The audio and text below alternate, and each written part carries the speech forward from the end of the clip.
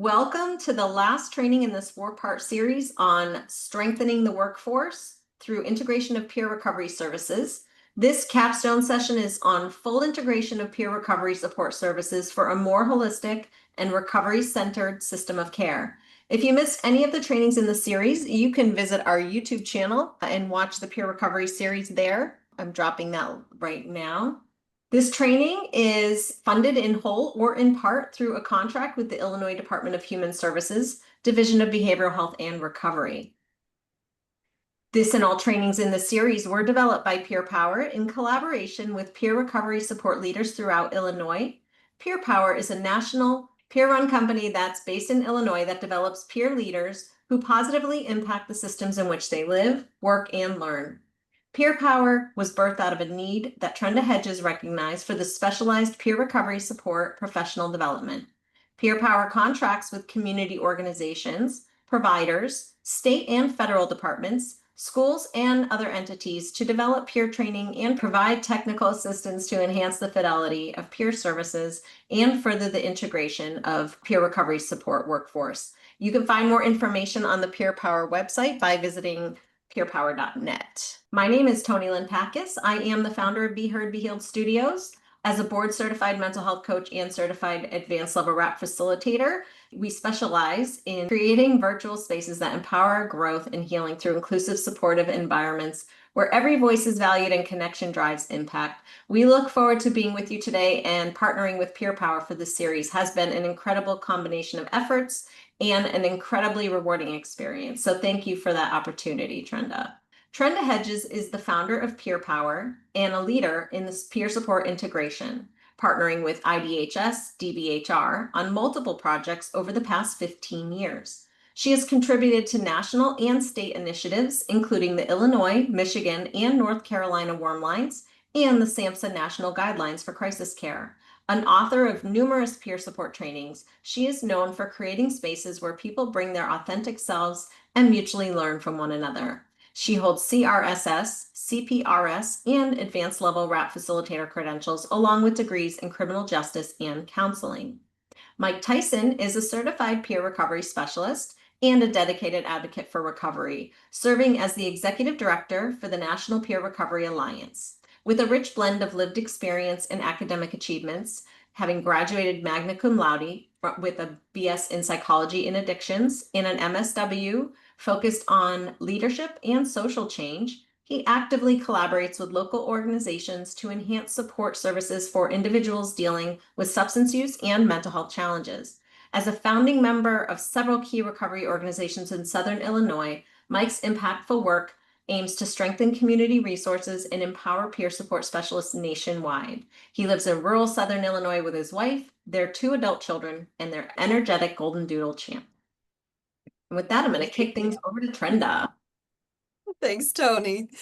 And thank you for those introductions and all of your support throughout this training series. Listen, folks, I could not get into Zoom today. And if it wasn't for Toni and Be Heard, Be Healed Studios, I don't know. I think Mike would be handling this all by himself today. So yeah, we are super grateful for all the ways that you've supported us, and especially this morning. So we have been starting each training in this series with an overview of our position on peer recovery support so that it can anchor us and support role alignment. Too often, peer roles are unintentionally diluted or misaligned due to either a lack of clarity or pressure to conform to systemic pressures like billing, right? Or documentation. So to prevent this, we feel like we must root our efforts in a definition of recovery support that honors its distinct identity, evidence-based foundation, and transformational power. So at Peer Power, we believe that peer recovery support is grounded in a unique model built on the integration of 3 core components: lived experience plus lived expertise plus training and reflective practice. These three components together form the peer recovery support model. No single component on its own fully constitutes the peer support model. Rather, it's that combination that ensures fidelity to the role. This is a distinct model, just drawing your attention to that. This model draws its power from credibility, trust, and relational equity that only those with lived experience and lived expertise can offer. So check out our position paper if you haven't done so already. Tony can drop that in the chat, and you can read our full position on the peer support model. So usually at this time we go over survey results, but we didn't get a whole lot of response for the systems integration survey. I think 143 people were registered and we only had 14 responses, which is a really small number of responses. So we're going to drop the link to that self-assessment in the chat again. And we'll pull all those results and send those out when we send a copy of the slides your way after the training is over. Our goal by the end of this training is that you will be able to identify strategies for integrating peer recovery services across systems, develop models for integrating peer recovery staff across different service settings, and explore approaches to tracking outcomes and fidelity to the peer model. So Mike, can you help us understand some core principles of peer support? Absolutely.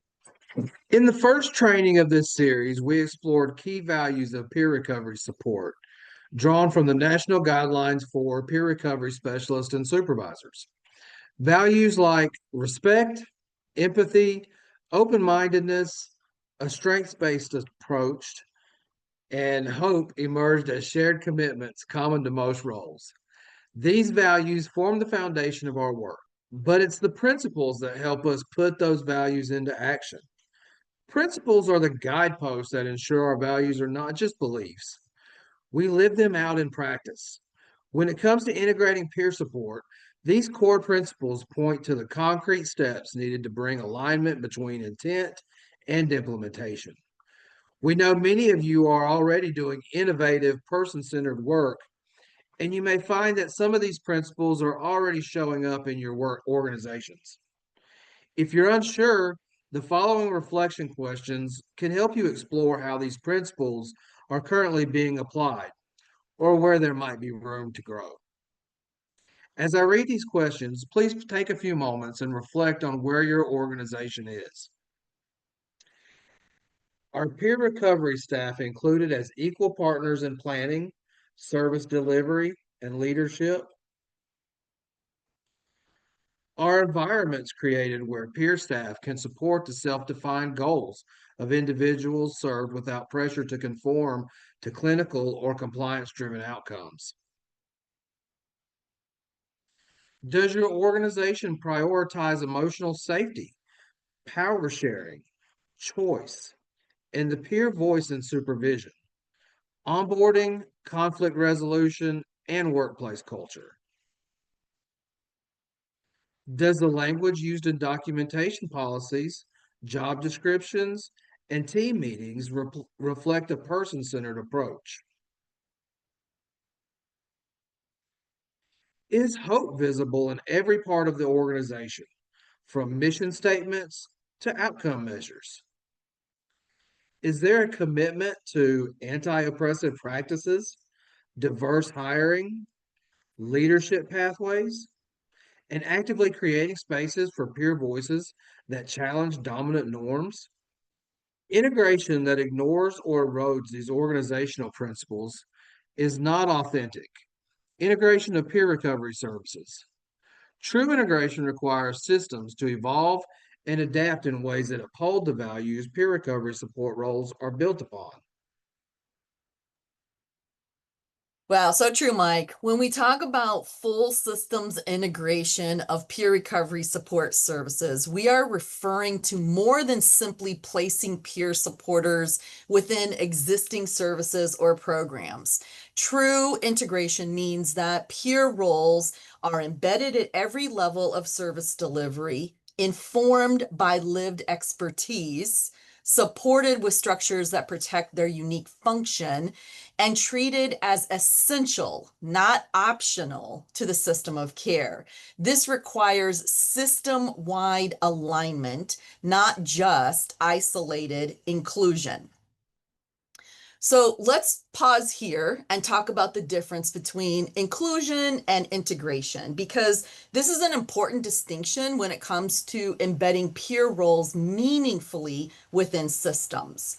In many settings, we see inclusion, where peer workers are hired or present, but they aren't given real influence or structural support. They may be added onto existing clinical teams and expected to adapt without changes to values, expectations, or workflows. That often leads to role confusion, burnout, and even tokenism. On the other hand, integration looks very different. It means peer roles are recognized as essential to the way services are designed, delivered, and evaluated. Peers are not just present, they're participating in decision making. They're shaping culture and influencing how the whole team operates. You might think of it like this. Inclusion asks peers to adapt to the system. Integration asks the system to shift its culture, policies, and practices. So we intentionally shaped this whole training series around the concept of integration. Yeah, so we would be doing a disservice to both organizations and peer support workers if we didn't talk about equity at the same time we were talking about integration across systems and services. Equity in the workplace isn't just about who gets hired, it's about who gets to thrive, grow, and be supported in ways that honor their full humanity. Peer specialists bring critical expertise, and that must be met with real opportunities for advancement and support. It means developing clear, in discipline pathways like moving from recovery navigator to coach or to lead coach and then on to supervisor. These steps show that lived expertise is more than welcome, it's a foundation for leadership. Apprentice and training roles can open doors for people who might not otherwise have access. They help build skills and confidence in a supported environment. This is especially important for those entering the workforce with barriers or limited opportunities. We also want to think beyond upward mobility. Lateral moves into program design, evaluation, or training offer more meaningful ways to grow and lead. Peers should have access to CEUs, training stipends, and credentials that build their qualifications, not just for the current job, but for their future roles. Equity also means understanding that people may be navigating complex life realities. For some, that might be single parenthood. For others, it might be probation requirements, housing instability, or navigating past legal system involvement. Flexible scheduling, compassionate supervision, and accommodations aren't just nice to have, they're equity in action. Creating a culture where peer and non peer staff and all members of marginalized communities feel supported, respected, and safe is foundational. That includes not only formal policies, but everyday practices that reflect a commitment to wellness and justice. Equity is not just about compensation and career advancement, it's about voice, access, respect, and opportunity. When we invest in equity driven career pathways, we don't just retain staff, We build systems that reflect the values of peer support at every level, and that is sustainable integration. We have highlighted several ways systems can shift to support sustainable integration. Let's review a few of these real quick. In the first training, we introduced four critical pillars of organizational cultural shift. If we want to integrate peer recovery support with integrity and impact, change is necessary in these areas. The first pillar is leadership commitment. Leaders set the tone, model values, and integrate peers into decision-making spaces. The second pillar is supervision structures. They are one of the structures that supports and protects the unique role of recovery support. The third pillar is policy alignment. Reviewing and revising policies removes barriers and clarifies expectations for everyone in the organization. And the final pillar involves equity efforts. Equity ensures that peer roles are sustainable through compensation, advancement, and representation efforts. We're going to do two polls. One here, which pillar does your organization do well? So let's take a look at these four pillars that we just discussed and reflect on your organization and kind of give us an answer of what you think you guys do well. All right, we've We'll got give a some few minutes. responses coming in. We've got about 14 coming in, and don't forget to hit that submit button, everybody. We're seeing a lot of equity efforts, which is really good. That's not something you would expect to see. Yeah, that's A awesome. lot of organizations are doing well with their supervision structures, which is very important. That's pretty awesome to see. Leadership commitment seems to be pretty good. Not so good on the policy alignment, though. That seems like an area that we could maybe do a little bit of TA on in the future and Hmm. discuss and try to bring some more people in to have more voices on policy within our organizations. All right, I'm going to close that poll in 3, 2, 1, and here's your final results. Awesome. Check out those results, everybody. So as we see, equity efforts within our organization seem to be very strong. I think that shows that is a good vital sign, as well as our supervision structures and commitment to leadership. There again, we definitely do need to do some policy alignment, maybe have some discussions and do a little bit of a training around some of those subjects. So we have a second poll that we're going to drop. If you guys will, let's reflect on which pillar in our organization still needs the most work. We'll take a few minutes and let everybody kind of chew those over a little bit. Yeah, and Getting if we're close to going based on lunchtime that previous one, we should know what the winner is going to be here, right? Yes, they do seem to be bearing out that old policy alignment, like your wheel alignment on your car. If you Right. can't keep your wheels aligned, you're not going to go in the straight direction. That's right.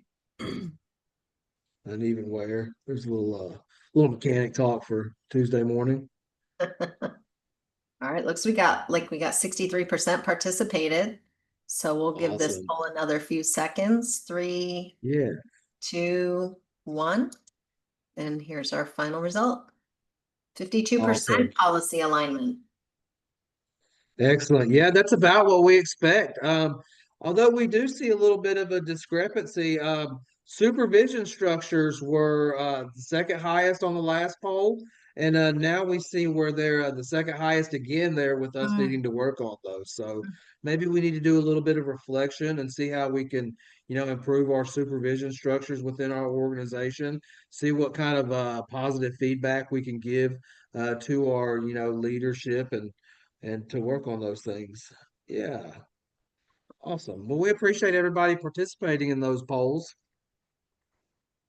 Speaking of supervision, we're actually going to be doing a supervision module at our upcoming Rooted and Ready training in Springfield and Elgin. It's called Redefining Supervision Through a Peer Lens.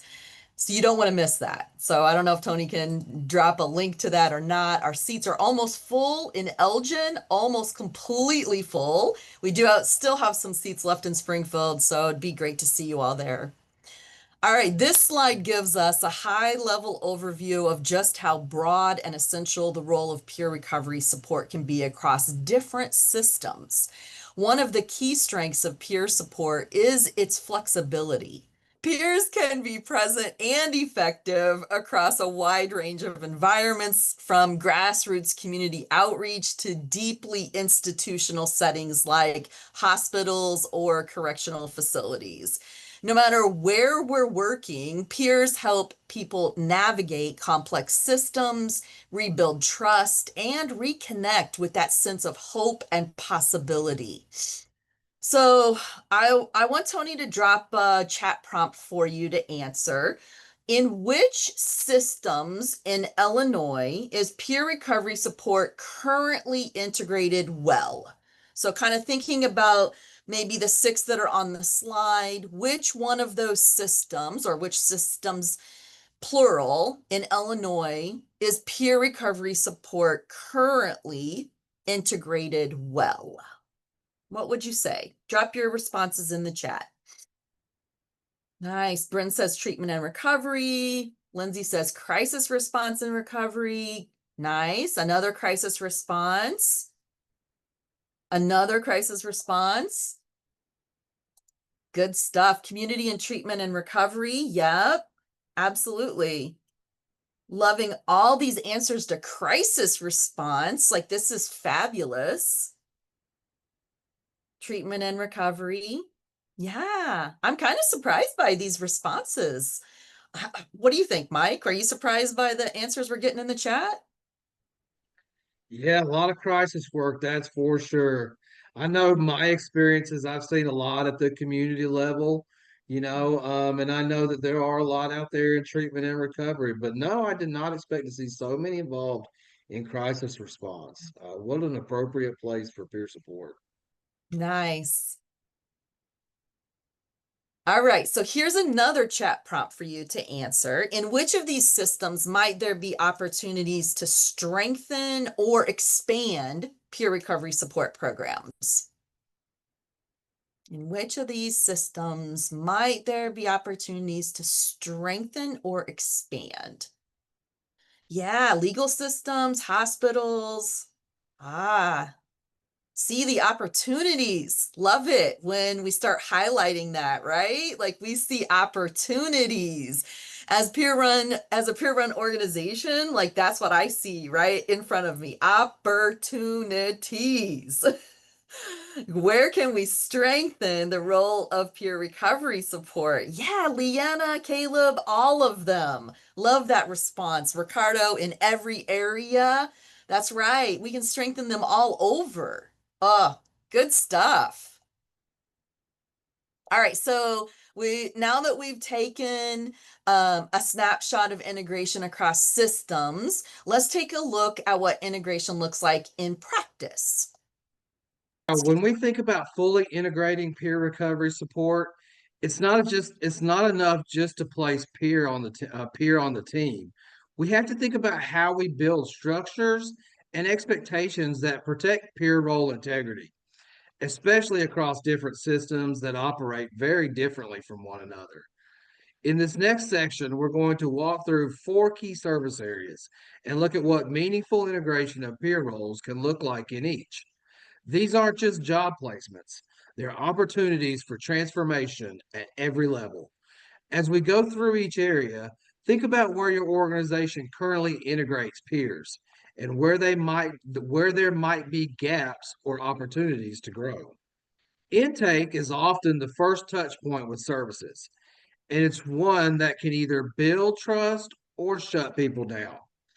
Peers can play a powerful role here by humanizing the process, whether it's walking someone through paperwork, helping them express their goals in their own words, or just being a calm and relatable presence. Peers help counterbalance some of the more clinical and administrative aspects of intake. True integration here means making sure Peer roles are seen as essential to the engagement strategy, not just an optional add on. Some ways peer support workers can effectively support the intake process include welcoming people into services with lived expertise and empathy. Peers bring credibility and connection. By sharing from our lived expertise, they help people feel seen, not judged, during one of the most vulnerable parts of their service journey. Peer supporters help people understand their rights, explore options, and feel more in control of their path forward. They often act as interpreters of clinical or bureaucratic language, making processes feel more human and accessible. While systems focus on eligibility and treatment plans, peers help people stay connected to their own goals, what recovery means to them. They help build trust from the start, especially for people who've had negative experiences with services in the past. That early connection can shape someone's willingness to engage. And lastly, intake is an ideal time to offer peer services. Making it available up front signals that recovery is collaborative and person centered from the beginning. Inpatient settings can be some of the most isolating and disempowering parts of the system. I know this firsthand. When peer support is integrated here, it can transform the environment, bringing connection, dignity, and a sense of possibility. Some ways peer support workers can support wellness and recovery in this setting include building connections through lived expertise. Peers bring powerful lived experience that helps people feel seen, not just as patients, but as people. This connection can shift the energy on the unit. Peers can help individuals set small, meaningful intentions for each day, supporting a renewed sense of structure and control. And even in restrictive environments, peers help people identify and voice their preferences, needs, and rights. Peer-led groups offer safe, mutual spaces for sharing recovery strategies and building hope.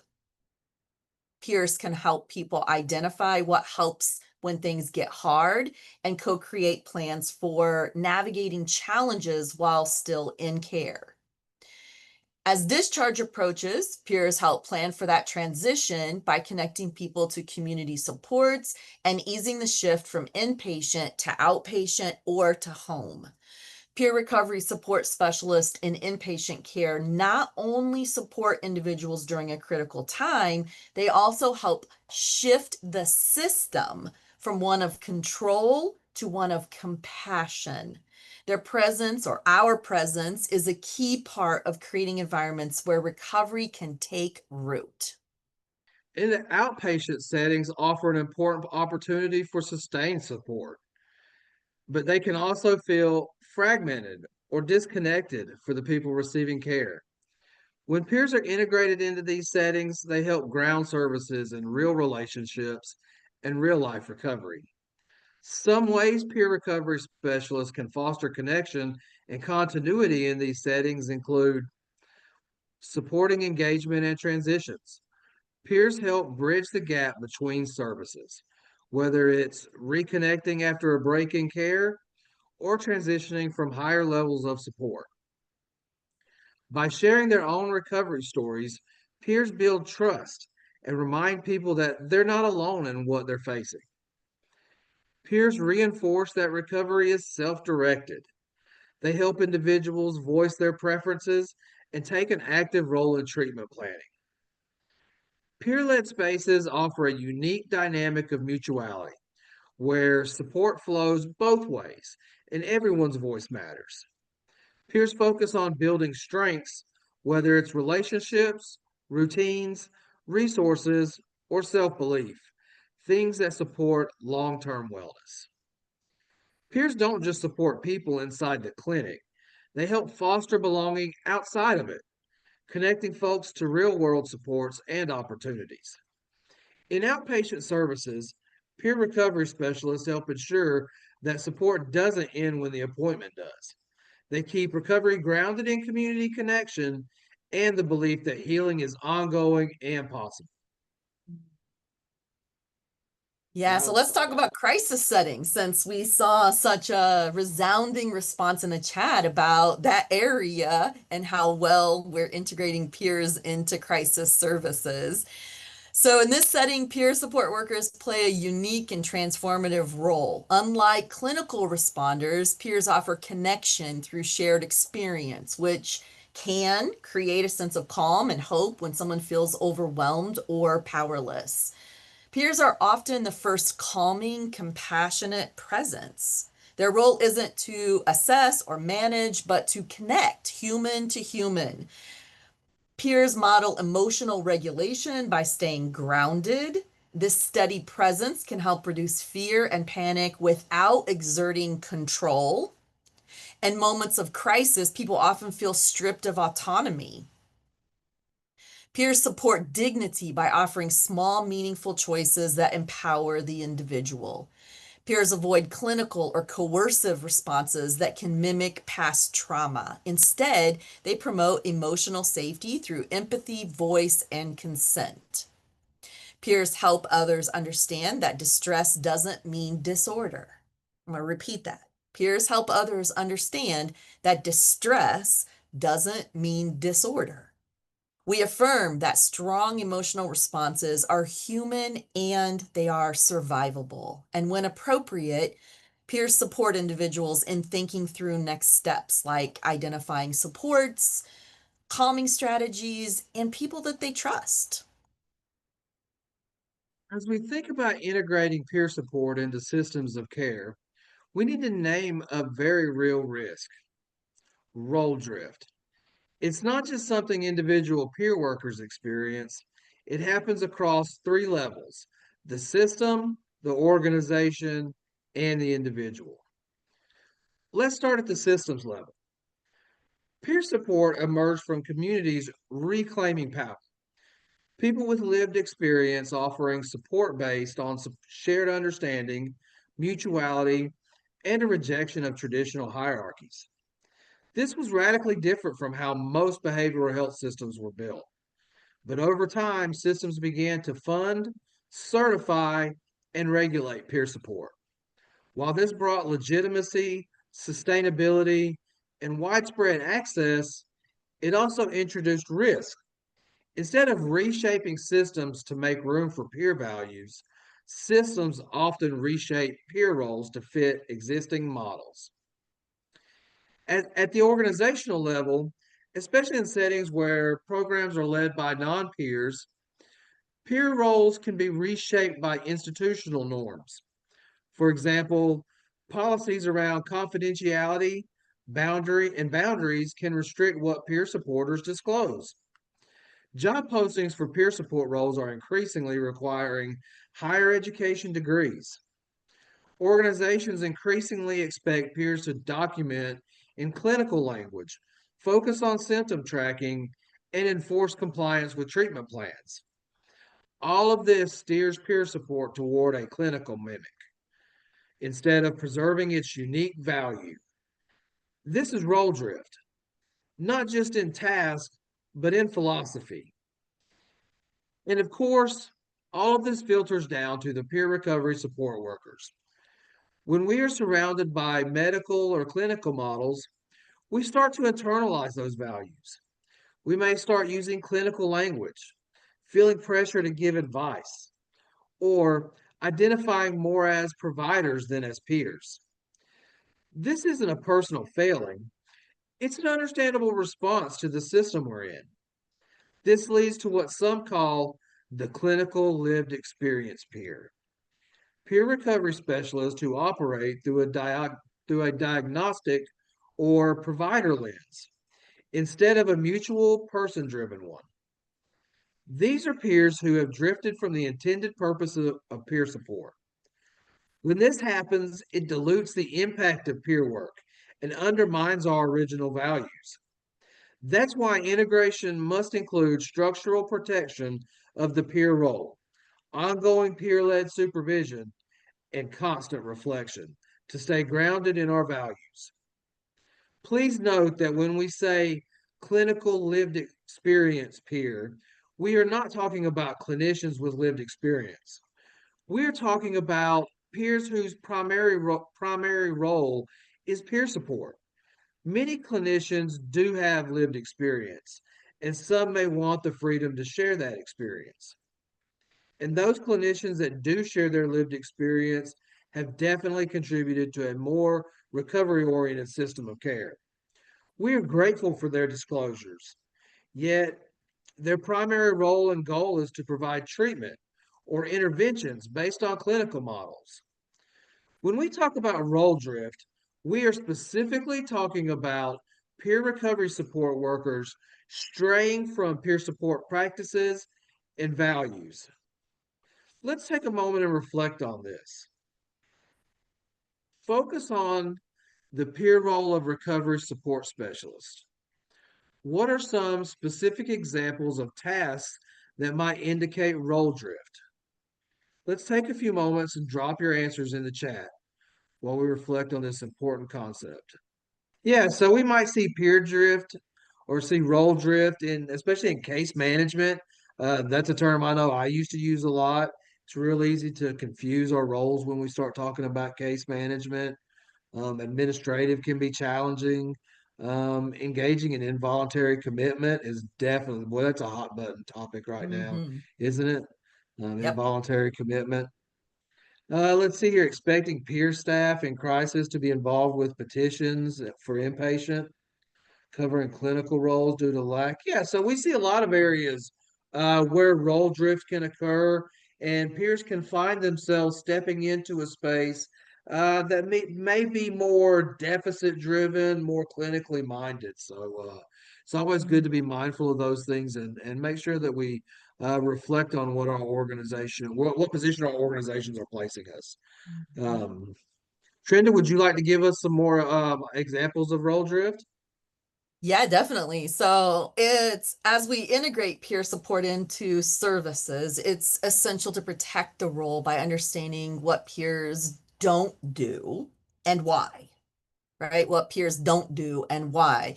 This is really one of the areas that we specialize in at Peer Power is helping organizations to define the scope and role of a peer. These are not just program decisions. They're grounded in the core values of peer support, like mutuality, voluntary participation, respect, and person-centered relationships. So let's just walk through a few examples. Peers should not complete clinical assessments, assign diagnoses, or determine program eligibility. Why? That's because the peer role isn't to label or evaluate, it's to connect through shared experience, not to categorize.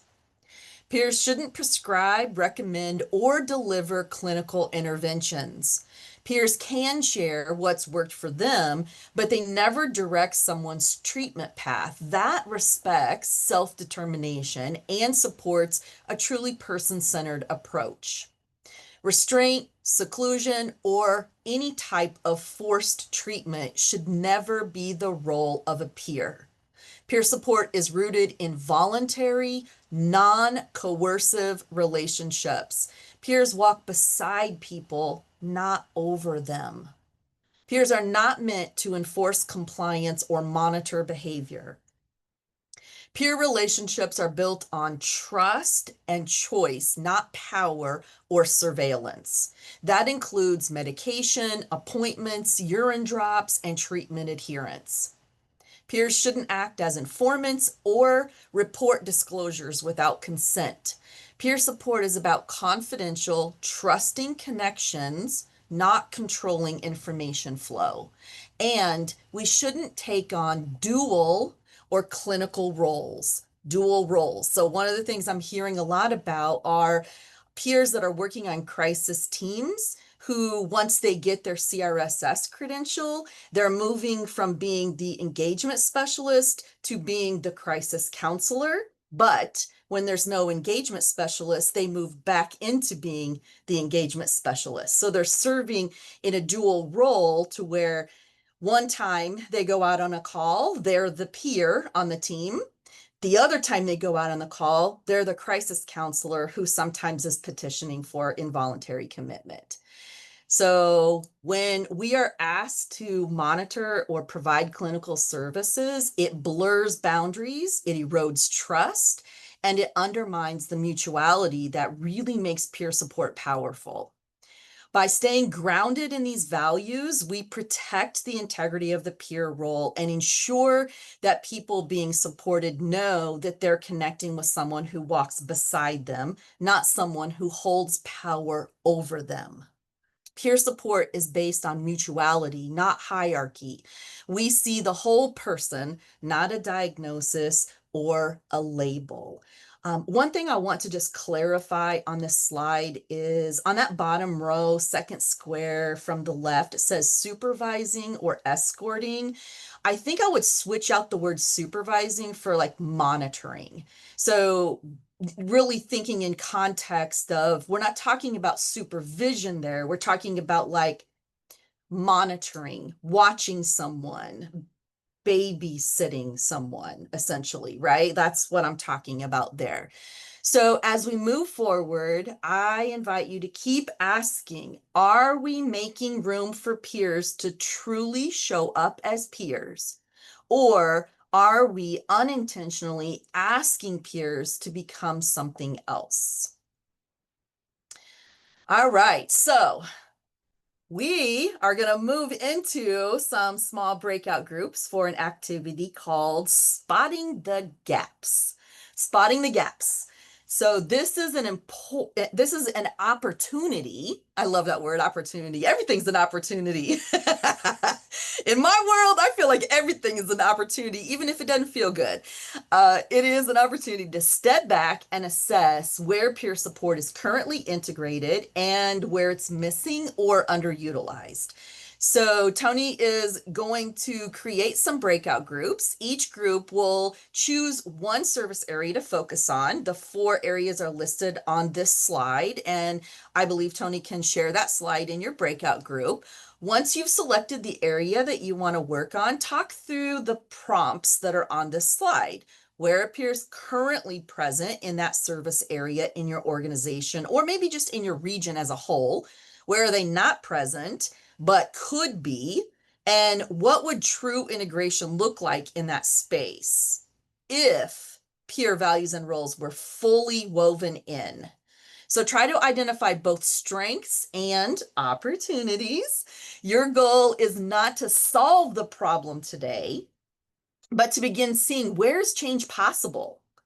Once you have a chance to meet, we'll bring everyone back to share reflections. So make sure you get a reporter that volunteers to take note of any insights that you want to bring back to the large group. So Tony, do you have any further instructions for us?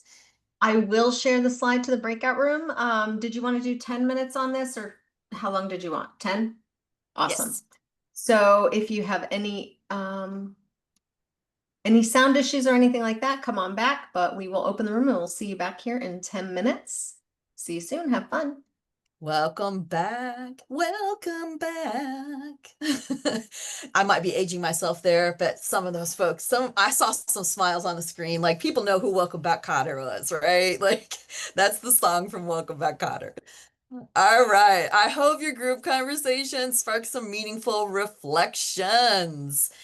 We are going to do a quick report out from each group. So we'd really like to hear from just one spokesperson per group who can briefly answer just the 2 questions on the slide. What service area did your group select? And what would true integration look like if peer values and roles were fully woven in? So if you can try to just keep your responses to like maybe 1 or 2 minutes, that would be great, so that we have time to hear from each of the rooms. As others are sharing, try to notice themes, creative ideas, or even gaps that might show up, because it might spark something useful for your own work. I was like, I wish I was in those breakout rooms, because I know people are exploring possibilities. All right, which room wants to go first? I can go first, but I don't have any memory of what number room we were, so No worries. Jump sorry. in, Lauren. Yeah, jump in. So we talked about inpatient integration. And we discussed like specifically, obviously, with the psychiatric unit, but also a full integration, I think would really look like all parts of a hospital. So including the ER, and then that connection between the ER and the psychiatric unit if they have one in-house. So that peer could definitely follow for that whole kind of process. And then continue to follow while they're on the unit. But then also expanding to potentially even medical, the medical side of things, like, you know, there's substance evaluations that are done for people, you know, that are there for medical reasons. So that is another area that maybe a peer could be involved in. That would maybe trigger, like, you know, a peer to kind of come in and offer some of those peer services as well.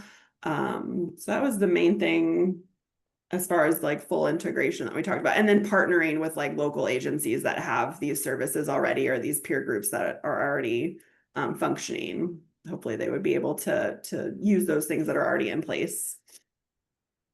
I love it. I was just envisioning peers in the emergency room. I mean, I can think of times when I went to the ER and I was in the ER for hours waiting to be seen. Can you imagine if there was a peer right there in the ER that could just come and talk to you? Hey, how are you doing? Is there anything I can do to support you right now?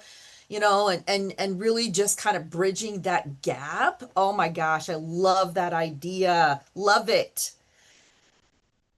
Thanks, Lauren. Good to hear from you. Okay, what group wants to go next? I can go. Thanks, Alec. Yeah, I think we were group 4, but like Lauren, I'm not quite sure. But we kind of touched on a couple. We mainly inpatient, but also intake.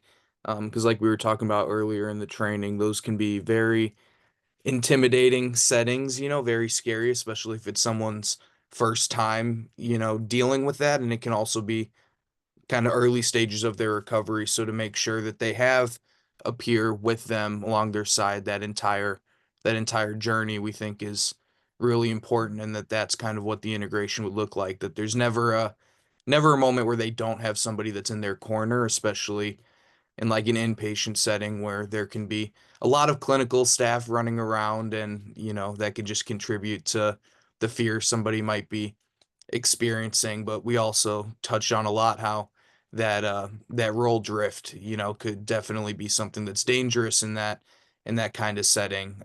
Because like we said, it's important that they know they have someone in their corner that's kind of separate from that clinical team. That way that person just doesn't feel alone throughout it. But we had a lot of good discussion on just how much integration is looking well in crisis, departments, and even in some inpatient, but always room for growth, right? Yeah. Oh, I love it. You're touching on some of these points, right? These vulnerable aspects of navigating our system of care and the risks that peer recovery support specialists face even within those roles, within those systems, that propensity or risk for role drift. Oh my gosh. I am loving these report outs. Thanks so much, Alec. Okay, next. I can go ahead. I'm not sure what group ours was either, so I apologize for that. So we looked at, well, we kind of talked about each one, but we noticed that there could be more that's lacking peer support, gap in services when we look at the client while they're inpatient, but at that point of discharge, and then continuing, so there's no lapse in service, of course, but being careful of that role drift, because we don't want there to be that linkage or case management happening, right, when we're looking at discharging and continuing treatment. And so we kind of focused on those areas because we see that they are pretty strong when we look at the mobile crisis response, the living room. And then the true integrity would really just be looking at across the board that we're utilizing peers in all areas, and we're providing that to our clients and to our community. So I hope that's what you're looking for. Absolutely, absolutely. We're looking for ideas, collaboration, possibilities, opportunities, right? We're looking for all of that. So there's no wrong answer, no one right answer. It's a dialogue, right? It's just a dialogue of what could our systems look like if we had full integration of peer recovery support specialists. Thanks, Becky. Great to hear from you. All right, I think we have a couple other groups. Do we have any other report outers?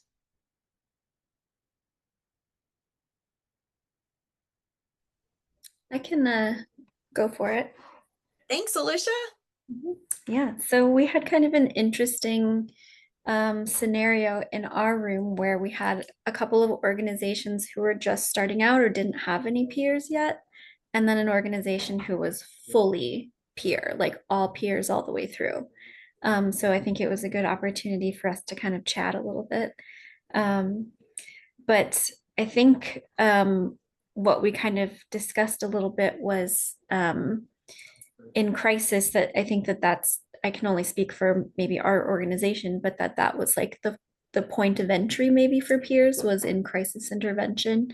But I think as that evolves, or as peers are getting involved, it's like, finding out what else they're interested in, or what else gives them sort of like what else feels exciting or purposeful, and how to incorporate that into what they do. Because I think that sometimes these positions can feel a little bit restricted or a little bit limiting.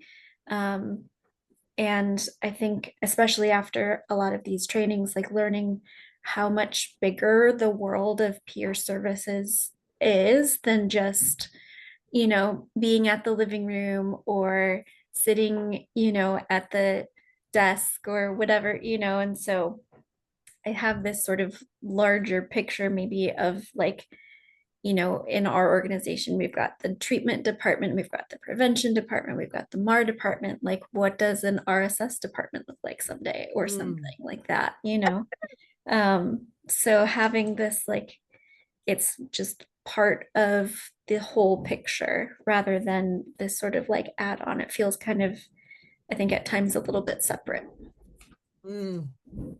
Oh my gosh, I feel so excited about that. Like when you started listing all of those departments and then said, what if we had an RSS department? Like, that just got me super excited thinking about that in just the various different systems. Kind of like when the hospital, you have oncology department, you've got your occupational therapy department, your physical therapy, all the different kinds of departments. What if in the hospital we had recovery departments? Just in hospitals in general, fully staffed by people in recovery, peers.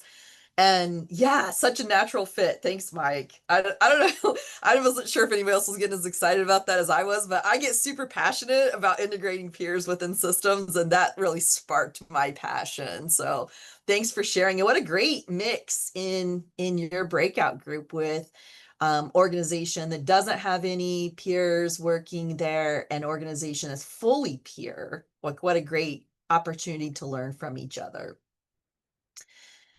All right. Do we have another group that wants to report out? I feel like we had like 6 rooms, maybe. I kind of lost count of how many went, but we had 6, so I'm not I'll sure. just pause and see if there's another reporter. All right. So hearing none, it made me sort of think about how our recovery community organizations across the state have paved the way and provided a lot of examples for the different types of roles that peers can serve in. I know that Mike used to be with Take Action Today. He was the founder of that organization.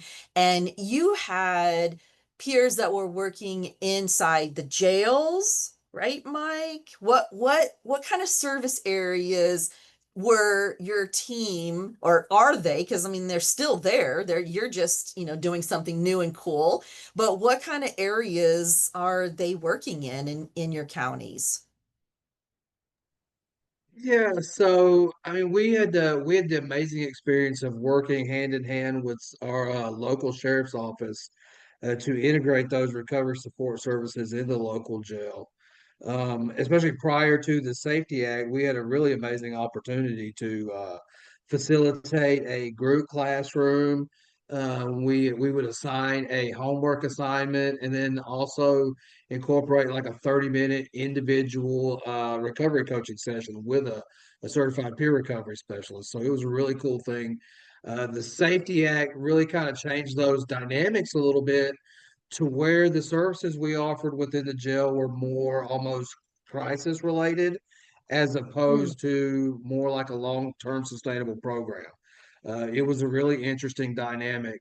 Here recently, we have begun to experiment with integrating peer support services and community health worker roles to where we can see more of a public health type of application of recovery support services that allows us to integrate better with healthcare systems or at least provider organizations while still maintaining our lived expertise, our core values and our core philosophies, and being able to apply them in a new setting that merges with that sector almost naturally rather than trying to completely worry about creating a whole new structure. It's really neat stuff.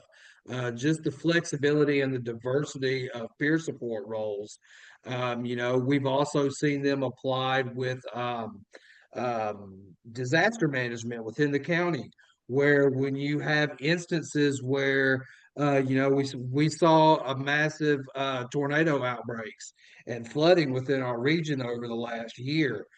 This was a great opportunity for peers and recovery support specialists to work within their community and provide peer support in a little bit of a different setting, while also maintaining, our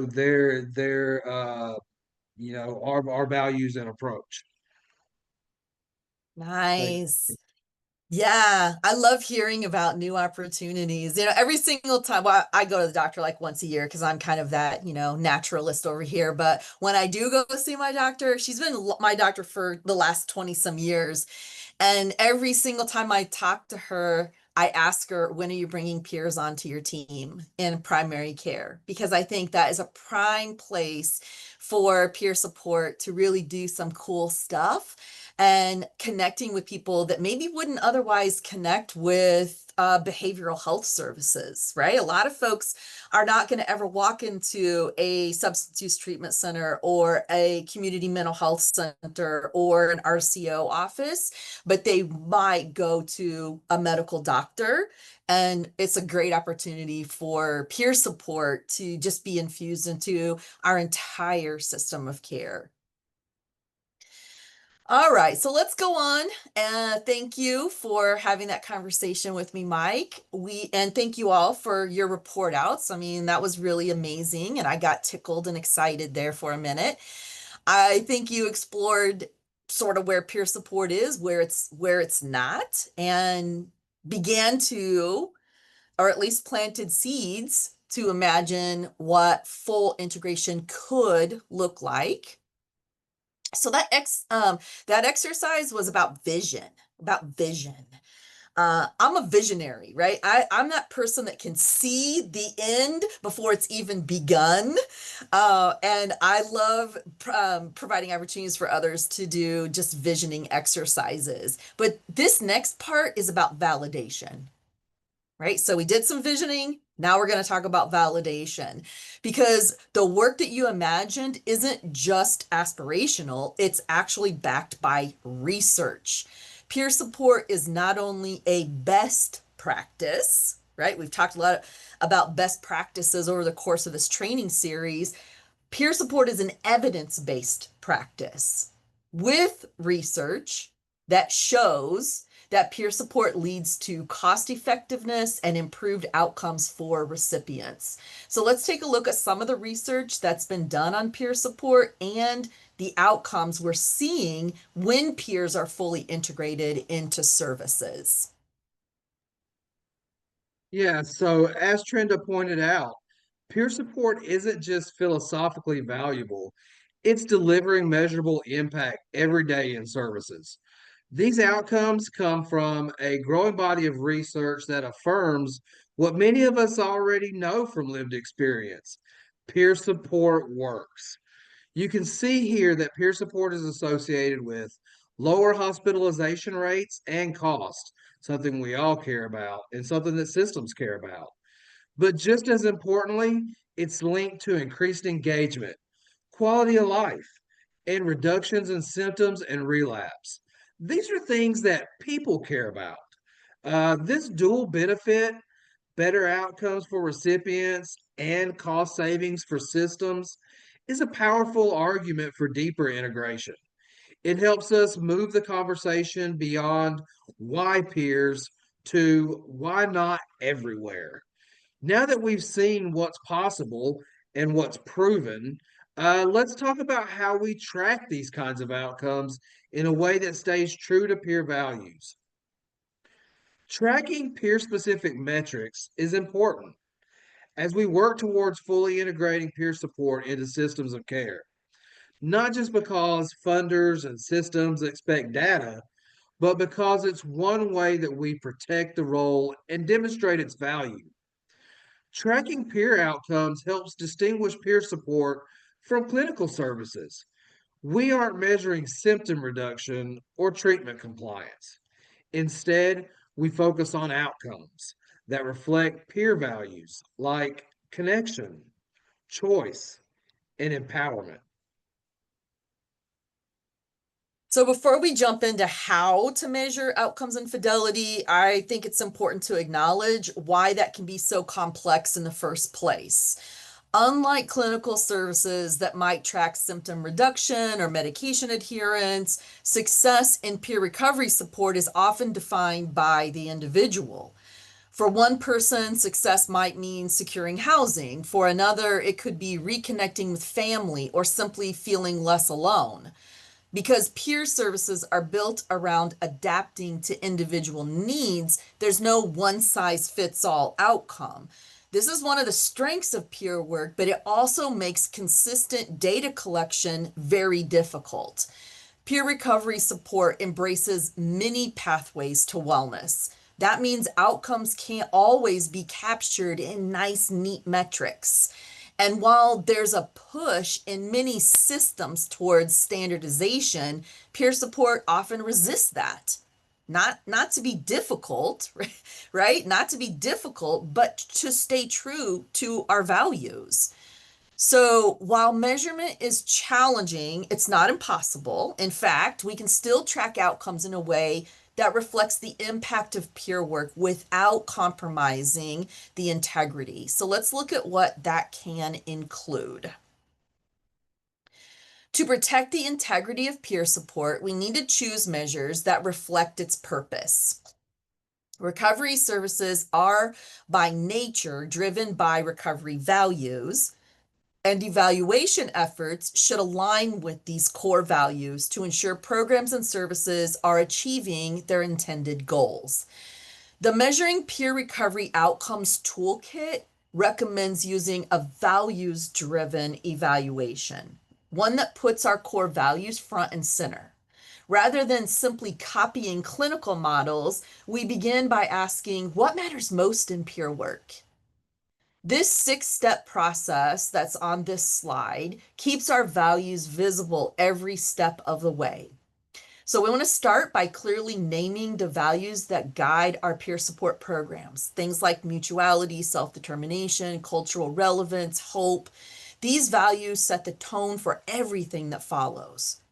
Next, define what success looks like from a peer support perspective. That might include increased voice, expanded recovery capital, or improved self-advocacy, not just symptom reduction or service compliance.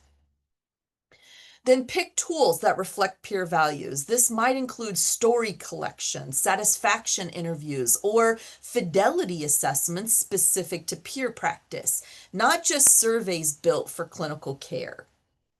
Map out how the evaluation will be carried out, who collects the data, how often, and how you'll ensure the process itself is respectful, trauma-informed, and participatory or voluntary.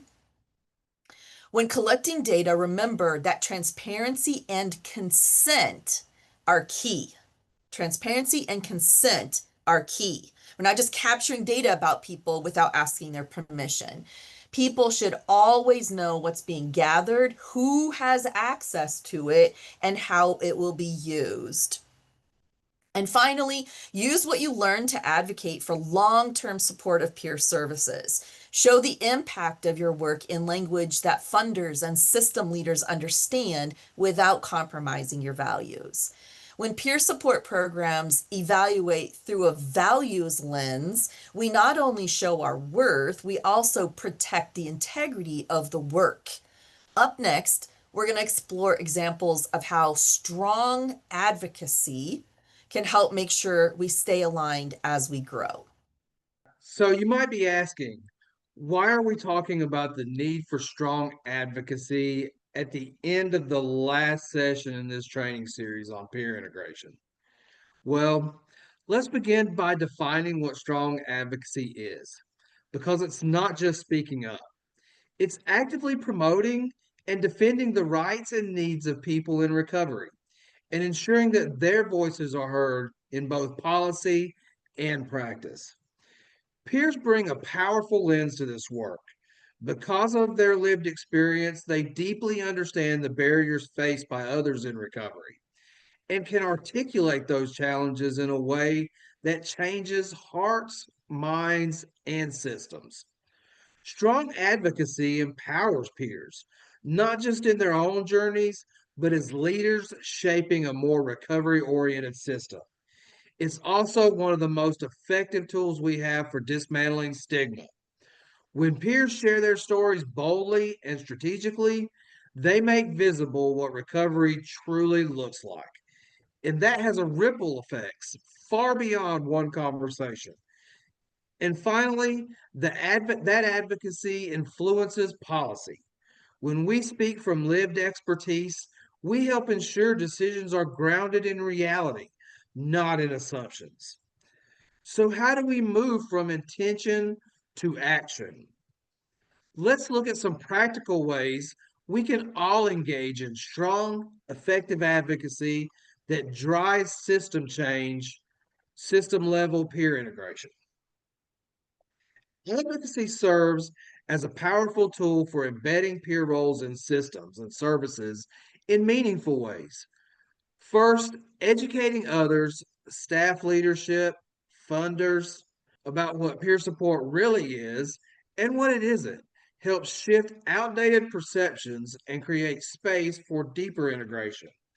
That's why we've been doing it in this, that's what we've been doing in this training series. Peer stories and outcome data work together to show the full picture.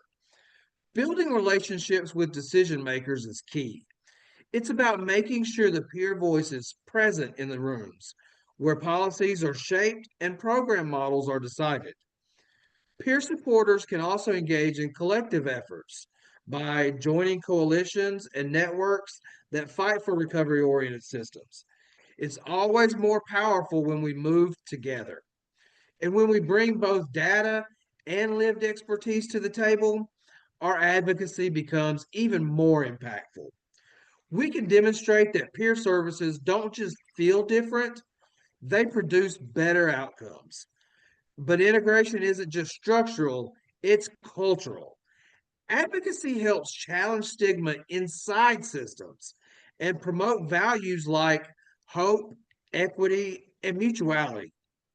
And finally, strong advocacy includes pushing for structural support, from dedicated peer roles and peer led supervision to funding models and clear career ladders that reflect the field's values. Integration without infrastructure won't last. Woo, some powerful little statements in there. Data plus lived expertise equals impact. Impact. So, hey, as we close out this final session in our 4-part series on peer integration, we want to recognize the commitment it takes to not just bring peers into systems, but to truly integrate peer values into the culture, structures, and outcomes of care. You've explored how to, throughout like all 4 of these sessions, right? You've explored how to align policies, supervision, evaluation, and advocacy with the heart of peer support, mutuality, hope, respect, lived experience. This work challenges us to think beyond compliance and toward transformation. Peer integration isn't a checklist. It's not a checklist, right? It's an ongoing journey toward equity, voice, and healing-centered systems. Healing-centered systems. So thank you for being part of this journey with us. We hope that you leave and have left every session in this training series with new ideas, practical tools, and a renewed belief in the power of peer support to shift what's possible in behavioral health. So I'm going to jump in, Tony, and then I'll pass it off to you for the evaluation piece, because I really want to highlight Rooted and Ready. I'm super excited about this 2-day training. You know, when we got shut down for COVID and everything went virtual, we lost a mutual learning component of that's really valuable to peer support, where peers get together in the same room, feed off of each other's energy and passion, and learn from each other. And so this is absolutely exciting that we're going to have 2 different locations of 2 days of training specifically for peers that are working in high intensity settings. But it doesn't stop there, because we have opened it up to any peer working in any role in any setting at this point, right? We've given priority status to people working in crisis settings, but now we've opened it up to any peer in any role. There's only 4 seats left, and maybe less than that now, because I saw a couple registrations coming through as we were on this. So there might only be 2 seats left in Elgin. But there are still spots open in Springfield, so take a road trip. It's worth it. I promise you, it will be worth it. It will be worth it. We're going to bring it. We're going to bring the energy. We're going to bring the curriculum. Look, I'm getting up at 2-3 o'clock in the morning, excited with ideas as I'm writing with the other trainers, and we're developing this stuff. So when I say you don't want to miss this, you don't want to miss it. And we don't want to miss you, right? We don't want to miss you. So get registered today before the spots fill up. Truly, get registered today before there aren't any spots left at all. All right. Thank you for coming to my infomercial. I'm going to turn it over to Tony to close us out. Just as a reminder, we want to leave you with one more tool to support your continued work. Peer Careers Illinois is a statewide resource designed to uplift and empower peer support professionals in Illinois. It's a centralized hub where peer support specialists can discover job opportunities, connect with employers, and access the tools that they need to grow in their careers. This NAMI Illinois resource is free for both job seekers and employers. We encourage you to explore it and share it with your teams. It's one more way we can stay connected and keep growing together. I did drop the link for the evaluation form, but you could also point your camera at the screen and take it there. We will also send it along in the follow-up. But that does conclude our training for today. We thank you for attending this 4-part series on strengthening the workforce through peer integration. If you haven't already shared the flyer with friends or peers working in and outside of crisis settings, please do feel free to do that. We did drop that link in the chat as well. But we do ask that you fill out that evaluation survey. We do take your feedback seriously, and we are just so blessed. And thank you, Mike and Trenda, for your training, the work you put together for all of this. It has truly been a pleasure to experience this. So we hope to see everyone at either Elgin or Springfield. So we'll see you soon, everybody. Thank you for joining us.